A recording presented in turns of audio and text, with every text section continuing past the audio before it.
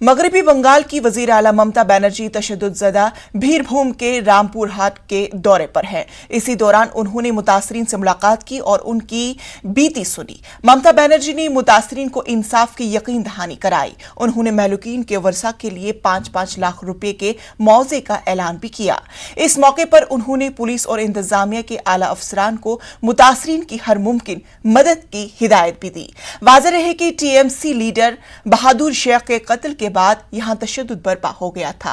शरपसंदों ने झोंपड़ियों को आग लगा दी थी, जिसमें 8 अफराद झुलसकर हलाक हो गए।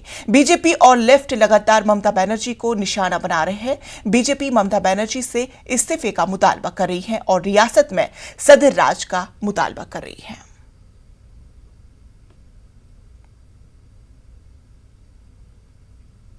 शिवसेना के लीडर संजय रावत ने भीरभूम तशद्दुद पर रद्द अमल जाहिर करते हुए कहा कि जिन रियासतों में बीजेपी इख्तिदार में नहीं है, वहां गवर्नर राज और ईडी का गलत इस्तेमाल कर रही है।